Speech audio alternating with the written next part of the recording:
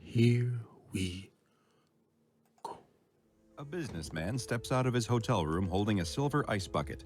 He looks up and down the empty hallway until he spots what he was searching for. I An think ice I've machine. seen this one before. He slips his room key into his pocket and heads down the hall towards the machine. I watched Dr. Bob. As he waits for the machine to fill his bucket with ice, Also, he glances around and spots something. And Mr. There Rubber. at the end of the hall, it looks like someone is Or is sticking it their head out from around the corner, Mr. Rubber, or Dr. watching Rubber, him. I can't remember. But then they suddenly disappear. He doesn't think much of it. It's probably just some kid playing around. His ice bucket is only a quarter full. These old machines can be really slow. He looks around again and sees the same head poking around the corner, looking. I've stayed in like quite a few hotels in my day. Every time I've gotten ice, I always feel nervous. Because anyone who's been in a hotel, a lot of hotels is usually in a room where it's only one entrance or exit. And sometimes it's like either a decent sized room because they might have vending machines in there, or it might be in the same room or near the laundry room or something like that. But it's always just one entrance and exit. And I always feel like when I go in, I'm like, they're looking behind me every time because I feel like somebody is just going to fuck me up and then just take me into their room and just murder me and then check out. And they've been under a false name and stuff, so you won't never find at him. And I'm dead. He thinks it might be a young girl, but as he squints to get a better look, she disappears around the corner once again. The ice machine finally finishes filling his bucket. He picks it up and starts to walk back towards his room, but stops. He turns around and looks down the hall to see the same girl there again, watching him with a creepy, unblinking Like, stare. the fuck are you looking at? You want something? The man asks down the hallway. He's a lot more polite. But there's no response from the girl. She simply keeps looking at him. Are you just going to keep staring at me? That's exactly I probably what she wouldn't even does. said nothing. The businessman is really starting to get annoyed now. All he wanted to do was unwind with a drink after Just a long leave. day at a job site. Why does this girl want to keep messing with him? He starts She's just walking down the looking hall at towards you. her. I don't know what you think you're playing at, the businessman says as he walks down the hallway in her direction. When he gets halfway to Okay, this is unnecessary. Like why bother? She's just looking at you. Like why even like you annoyed because she's looking at you? Like her, Fuck she out. disappears behind the corner once again. But the businessman keeps walking and now you talking gonna to get her. fucked up by SCP. If you don't stop messing with me, I'll... He rounds the You corner what? and sees nothing. You gonna beat her. There's a short hallway that leads to a maintenance closet, but no girl. Did she somehow slip inside the closet? He didn't hear the door, but she couldn't be anywhere else. He sets down the ice bucket on the floor and reaches towards the handle with more than a little apprehension. He Yeah, feels because you should uneasy just go back to for your some reason, room. and maybe even a little scared. But there's nothing to be afraid of. It was just a girl, wasn't it? He grabs the handle and opens the door. Aha! I've got you. There's nothing in the closet. Just a couple of mops, a bucket, and some cleaning supplies. He pushes the mops aside as if she could somehow be hiding behind them, but no. There's no place to hide or secret doors to be found. He really must have imagined the whole thing. It was a long day, and a long flight before that. He needed that I've drink. seen this, but I don't. He sticks his room remember key what into the door happened. and pulls it out. A green light flashes and the lock clicks open. He grabs the handle to open the door when he realizes he's forgotten something. The ice. The ice bucket, the whole reason he left his room to begin with. He walks back down the hallway and past the ice Wait a second. Where's the ice machine? Isn't this where it was? Oh shit. The alcove Got where he him. could have sworn he got ice Now just you're in a minutes parallel before universe. is empty. He looks around, up and down the hallway. Did he somehow get turned around? He walks to the end of the hall and turns the corner. Sitting there on the floor in front of the maintenance closet door is the ice bucket. He looks around, confusion on his face, and picks up the ice bucket. Back at his room, he puts his room key into the door. The lock flashes red. Boy. He tries the key again, and once more it flashes red. He tries the key a third time, and as he does so, the door opens. He looks up to see a large it man didn't- standing in front of him. Do you need something? The businessman is confused. What are you doing in my room? He asks. Your room, the large man responds. Yeah, room 237. The large man looks annoyed. He shoves past the businessman and points across the hall. The businessman follows his finger's direction to see that he's pointing at another door, one that has the number 237 next to it on the wall. Bullshit going on, yeah. The businessman looks at the number next to the door he's been trying to unlock, 239. You didn't look at The the businessman number, but laughs nervously at his mistake as He the just large man showed it pushes to past him you. again and closes the door behind him. Back in his room, the businessman can finally sit down and pour himself a drink. He takes 2 ice cubes from the bucket businessman. and drops them in his glass before taking a long sip. Ah. He turns on the TV, but after watching for a already few minutes, dead. he finds that he's having a hard time concentrating. Whatever this show is, it moves too fast and he can't keep track of what's happening. Whatever is going to happen, technically, is already in motion and he can't escape. It's too late. He's dead already. He turns off the TV and picks up a book instead. Maybe some reading will help him to relax and get his bearings. He still feels really off. He opens the book, but gets confused. Is this the same book he bought in the airport? It looks like it's written in a foreign language. Drinks It's just a alcohol bunch and of then squiggles. reads a book. He tosses the book on the table and yawns. It's not that late, but he's feeling really tired. He gets up, kicks off his shoes, and lies down on the bed without bothering to undress. He's too tired for that. He mumbles to himself for a moment, half awake, talking about how he needs to return that foreign book when he goes back to the airport. What were they trying to do, selling him something he can't even read? He continues to mumble about the things he'll do to the cashier who sold him the book for a while until he finally drifts off to sleep.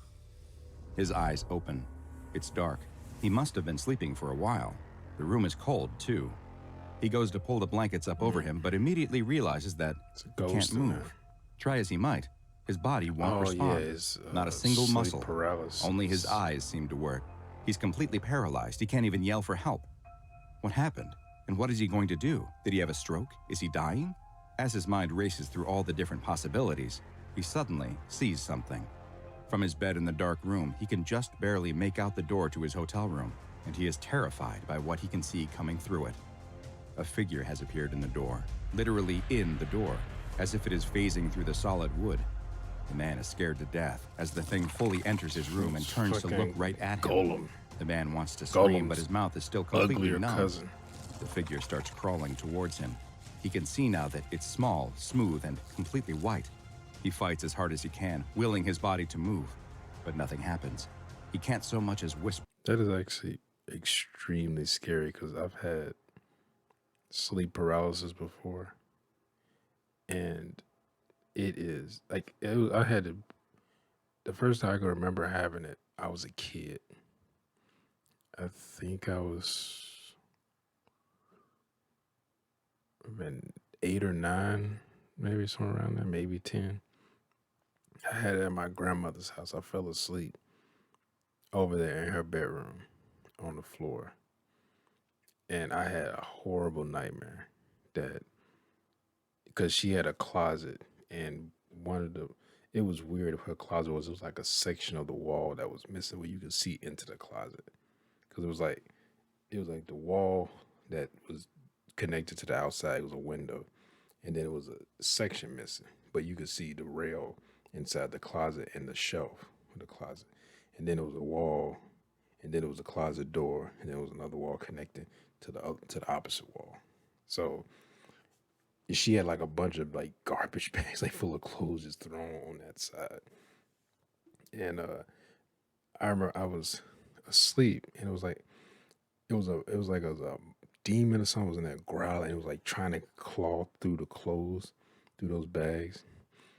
And I was screaming, just screaming like somebody help. And I could look over, and it's like I could move like my eyes. Because the way I was laying, I was like this, facing the closet, but I could see out the door from where I was looking. And I could see people sitting at the kitchen table. And I was just like, just screaming, like, help me, help me. And no one was paying attention. I could see my brother, a couple of my younger cousins, and I think my older cousin, who was around the same age as my older brother. I think he's like a year older than him, if I remember correct. But yeah, he is, because he was born in 79. My older brother's born in 1980. And I was just screaming, and then I could hear the clawing, but it was dark. in the room, so it was like a black void almost, but you could kind of see the light from the TV and the light from the kitchen reflected onto the garbage bags, and seeing them move and just hearing this screeching and clawing and growling. It was the most terrible. And then I remember waking up from that and just jolting up. And my cousin was in the room. He was playing his Sega Genesis. He was playing like Sonic or something. And I jolted up, and I was like sweating and stuff. And my cousin, he's like, "What's wrong with you?" Yeah, oh man, that was, whew, that was, and I couldn't move. The thing climbs up onto the bed and sits down right on his chest. He prays that he is dreaming, telling himself to wake up over and over again as the creature leans his face in close to his. It seems as if it is somehow looking at him with its smooth, eyeless sockets. It tilts its head slightly to the side and... Oh. Welcome. I'm Dr. Bob, and we couldn't be happier that you've decided to Bob. stay with us as we delve into SCP-5172, an extremely dangerous Hi, anomaly I'm the that is rapper. known by the extremely non-threatening name of North American Hotel Ice Machines. SCP-5172 is a phenomenon that only affects guests staying at hotels located on the North American continent. It is unknown how or what causes these guests to become affected, but those that are will begin to notice something. Ice machines in the hallway of the hotel they are staying in. Now you might think this sounds perfectly normal. It sounds After all, insane. don't most hotels have ice machines? If you just had this thought, then I have some bad news for you, because there is a high probability that you too may have been affected by Oh, shit, SCP-5172. I've been affected. You see, ice machines are actually extremely uncommon in hotels, and it is likely that you have never actually seen one, or at least not a real one. Allow me to explain. In the Am I gonna 1950s, die? the founder of the Holiday Inn chain of hotels, Kennan Williams, had an idea that he thought would set his hotel apart and attract customers, which was to offer more perks and amenities than his competitors. For example, Spells he implemented a new convenience, right? policy where children would be allowed to stay for free, something most hotels charged extra for. Hotels at the time also had a policy of making their guests pay for ice, but Williams decided to change that Really? by That must installing be ice machines in his hotels. Way back Sadly, in the day. marketing stunt didn't work. The cost of the machines Well- wasn't made up for in new customers, and the plan was discontinued by the mid-1960s. The vast majority of the machines were removed, with the rest being pulled from the hotels as they would break down, since they were no longer worth the expense of maintaining. Despite the fact that they only existed in hotels for a brief period of time, there is still a widely held belief among the public that ice machines can be found in nearly every hotel. In a poll of the general population conducted by the Foundation, over 80% of adults claim to have memories of seeing an ice machine in a hotel, a number that is quite literally impossible. Just where this mass delusion came from, or why it persists, is currently unknown, but it's theorized to be related to the SCP-5172 phenomenon in some way. The SCP Foundation first became aware of SCP-5172 in 1973 after a series of unsolved murders occurred at hotels in Winnipeg, Manitoba, Canada. Foundation investigators soon discovered the prevalence of false ice machine memories and installed a number of hidden cameras around the hotels in both their public spaces as well as in the rooms themselves. It was after viewing the footage captured by these cameras that the Foundation finally got their first look at just what happens during an occurrence of SCP-5172, which has been dubbed a Zalmunna event. The Zalmunna event is triggered whenever a guest at the hotel sees and then uses an ice machine. The moment they use the ice machine, the event cannot be stopped unless certain actions are taken, but more on that later. The targeted individual who used the ice machine will immediately begin to have the sense that they are being watched. This usually comes in the form of an unknown individual who appears to be looking at them from the end of the hall where the ice machine is located. Third-party observers are unable to see the person who is supposedly watching the target, nor do they appear on any recording devices, visual or otherwise. The targets have described the watchers in various ways, leading the Foundation to believe that they may actually be nothing more than hallucinations. Is that, Shortly after, the targeted individual will Jack begin to Nicholson experience from The feelings of Shining. confusion and fatigue, not dissimilar to the symptoms of early-stage dementia. The longer it takes the target to return to their hotel room, the more pronounced these feelings will become. Oh wow! They will soon have issues completing everyday tasks. I was just thinking, I said, what if they get the ice, but then just like, I'm just gonna leave the hotel now. And he said you basically get dementia that just gets worse. Will experience short-term memory loss. Despite these feelings of fatigue and disorientation, targets report that their mind feels too active to fall asleep, Anywhere other than a hotel room bed, that is. This feeling will usually cause the target to seek out their own hotel room, though they may have difficulty finding it due to their confused state. They don't need to sleep in their own room for the next stage of the Zalmunna event to be triggered, though. Sleeping in any hotel room will do. Once the target lies down in a hotel room bed, they will immediately enter the hypnagogic state, which is the confusing and dreamlike state that one experiences in between full sleep and waking.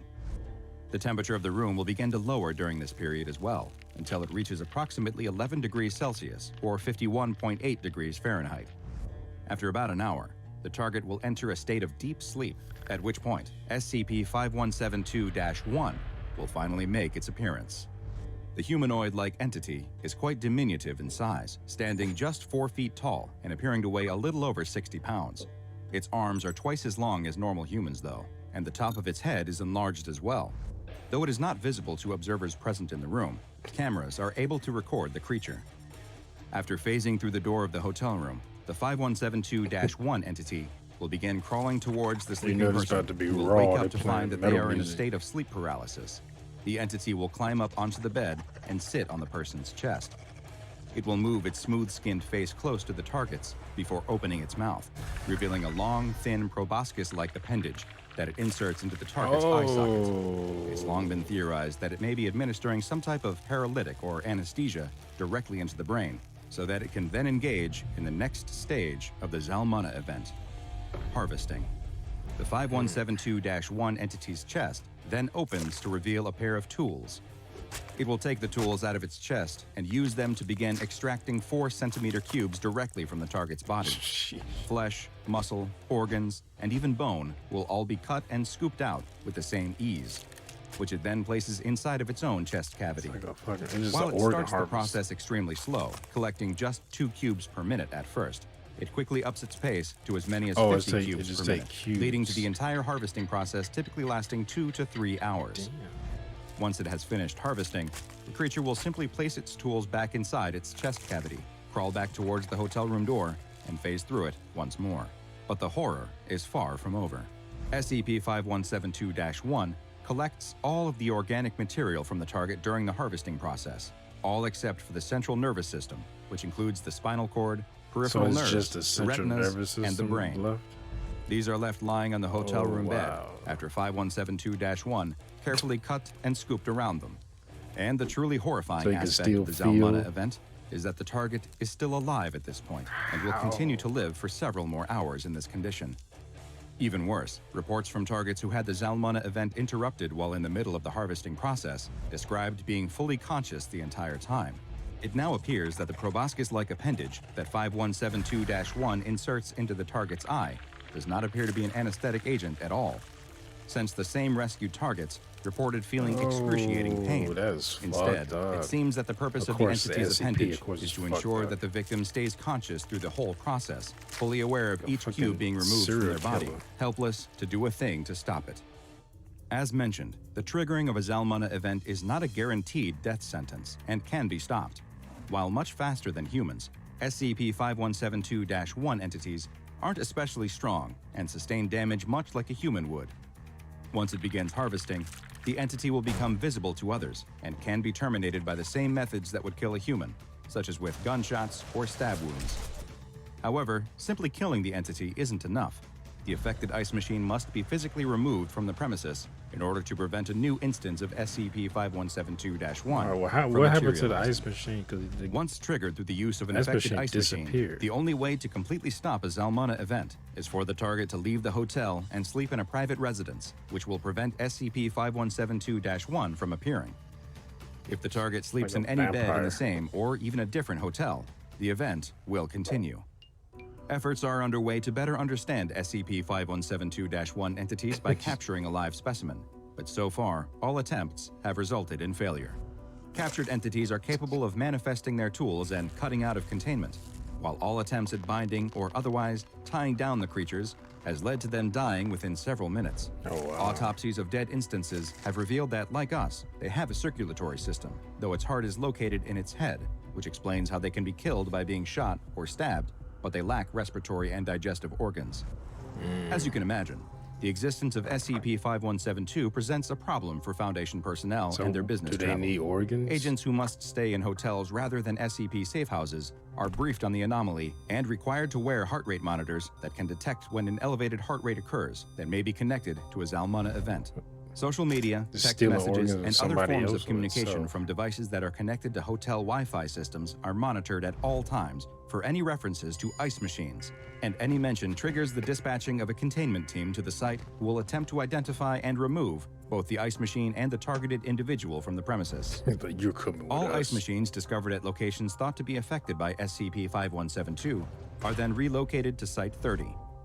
One final note. While SCP-5172 has long been thought to be a North American exclusive phenomenon, there has recently been one confirmed instance of an affected ice machine in Amsterdam, the Netherlands. Making it even stranger is the fact that the Dutch do That's not on my seem to have bucket the same list. mass public perception of the prevalence of hotel ice machines that North Americans do. Gotta go there if I get And too it is still old. unclear if this was a single isolated event or a sign that the Keter-class anomaly is spreading to other locations.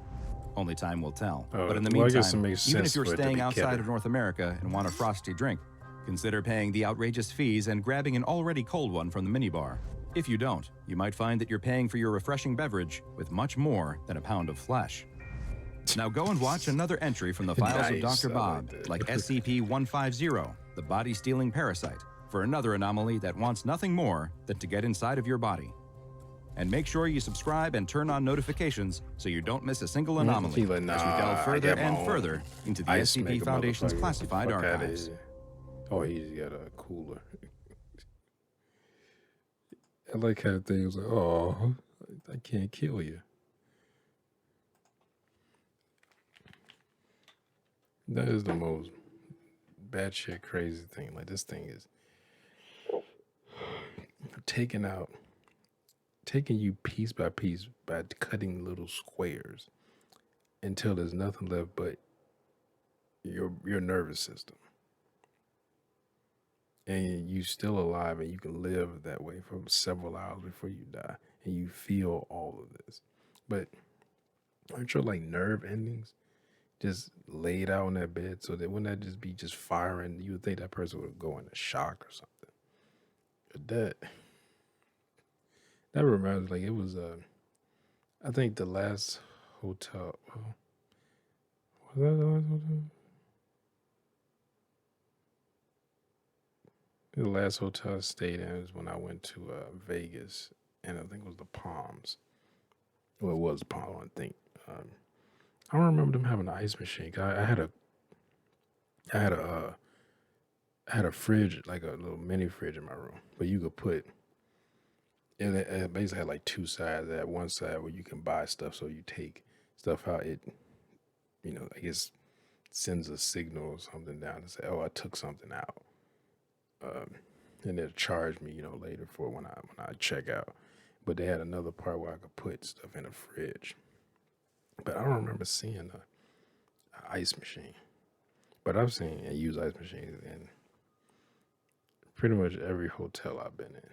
Now I'm like, the next time I go with ice machine, I'll be like, nah, you ain't gonna get me. You ain't get me last time. In this world, they saying like ice machines actually isn't a thing anymore. Like it was, but then they were too expensive, so they didn't get any maintenance, so they get phased out. So it's not a thing. It's like a Mandela effect. People are, oh yeah, I see ice machines all the time in hotels. It just so happened. Like how does this thing choose it? Because like I've been to places where the ice machine is. I've been to places where it makes ice and then it fills it up, and then everybody gets ice, and it doesn't make ice until it's empty, which I think is weird. But I've been to a place like that where it's like when you hit it, and the ice machine is empty, and it was like a sign that said, "Ice machine. When ice machine is empty, you must wait."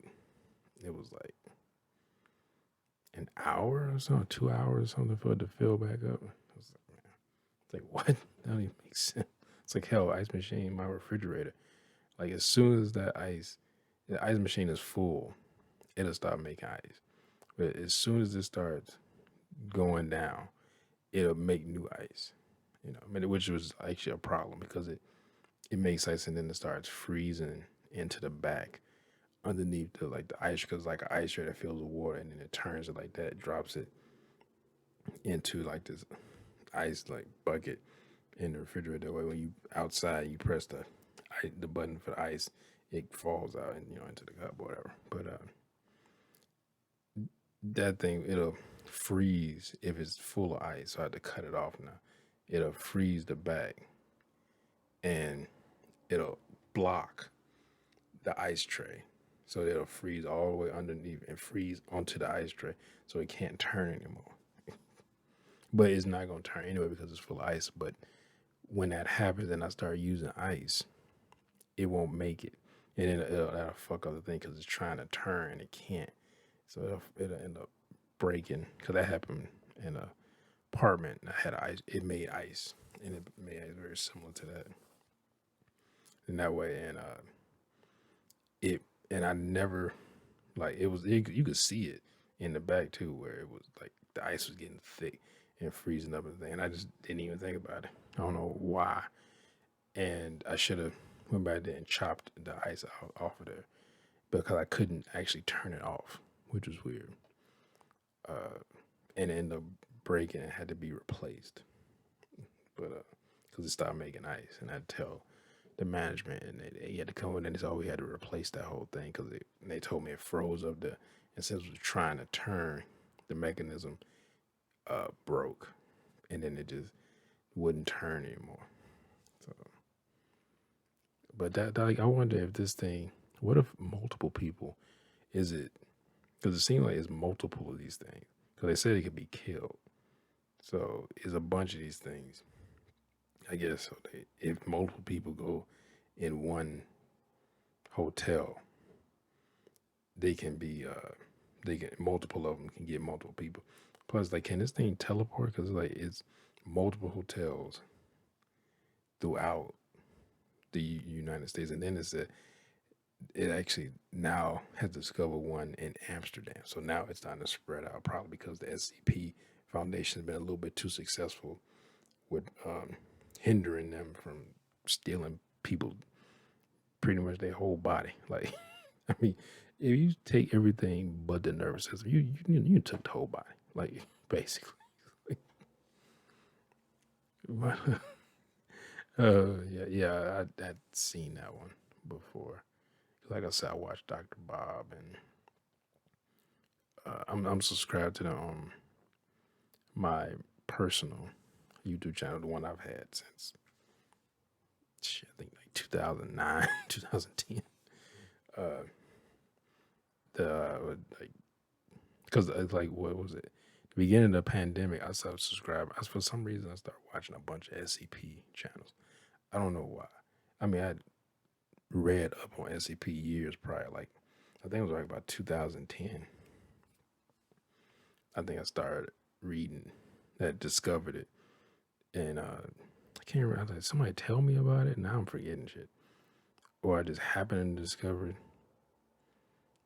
But anyway, like I've known of the SCP. Like the first one I ever read about was SCP-173, and which is with the stone one that snaps your neck if you break eye contact with it, and that was, and since when the pandemic started, I just for some reason, some weird reason, I just started looking at some of my hair. Had probably gray hair. I started looking at SCP stuff for some weird reason. A bunch, and I subscribed to a bunch of different channels. And like Dr. Bob, Detective Void,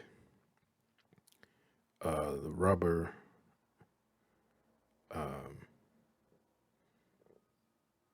and there's a bunch of them like SCP Illustration.